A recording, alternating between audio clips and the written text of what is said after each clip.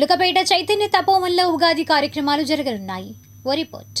ఉగాది శ్రీ విశ్వావసునామ సంవత్సర కాలపురుషుని శుభాశీసులతో చైతన్య తపోవన ఆశ్రమంలో 30వ తేదీన ఆదివారం ఉదయం ఈ సంవత్సర రాజైన శ్రీ సూర్య భగవానునికి భక్తితో స్వాగతం పలుకుతూ మంగళ నీరాజనం సమర్పించి సర్వేజన సుఖినోభవంతు అని ప్రార్థిద్దామని చైతన్య తపోవన్ ఆశ్రమ నిర్వాహకులు మాతా శివానంద సరస్వతి శుక్రవారం జరిగిన మీడియా సమావేశంలో తెలిపారు. ఈ సంవత్సరానికి రాజుగా సూర్య భగవాను చెబుతున్నారు పంచాంగకర్తలు.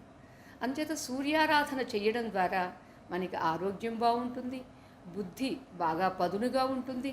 అంతేకాదు తెలివితేటలతోటే కదా మనం ఏదైనా సాధించగలిగేది, ఐశ్వర్యాన్ని కూడా పొందవచ్చు. అందుకే ఆ రోజున తెల్లవారుజామున 5:30కి కాలపురుషుడైనటువంటి శ్రీ సూర్య భగవాను ఆరాధిస్తూ ఒక మంగళ నీరాజనాన్ని సమర్పించి లోకా సమస్త సుఖినో భవంతు అని మనం ప్రార్థిద్దాం. అంతేకాదు ఉగాది కదా, అందరూ జనవరి 1 చేసుకుంటూ ఉంటారు.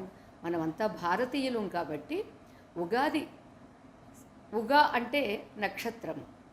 నక్షత్రం యొక్క ఆది ఏమిటి అంటే ప్రారంభము. అంచేత ఉగా ఆది, నక్షత్రముల యొక్క గమనానికి ఆది ఏదో అది ఉగాది.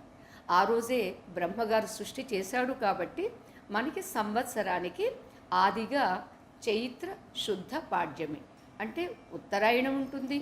అలానే వసంత ఋతువుతో ప్రారంభమవుతుంది చైత్ర శుద్ధ పాడ్యమి. ఇదే వసంత నవరాత్రులుగా కూడా మనం చేసుకుంటూ ఉంటాము. ఇక ఉగాది వేడుకలుగా మనం సాయంత్రం వేళ 6 గంటలకి వేదస్వస్తితో, అలానే చిన్నారుల యొక్క నృత్యంతో ప్రారంభమై మహాత్ముల యొక్క శుభ ఆశీస్సులు సందేశాలు కూడా ఉంటాయి.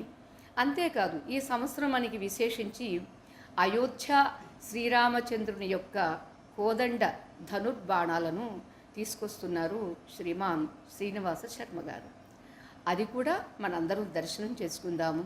అంతేకాదు విశ్వావసునామ సంవత్సర కాలపురుషుని యొక్క పంచ అంగములను అంటే పంచాంగ శ్రావణం, అది కూడా శ్రవణం చేద్దాము. వేదస్వస్తితో వేదపురుషుని యొక్క ఆశీస్సులు అందుకుందాము.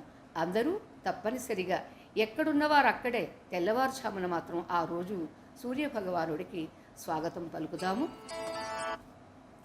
అంచేత అలా చేద్దాము. మీ అందరికీ మరొక్కసారి మా శుభకామనలు, మంగళాశాసనములు.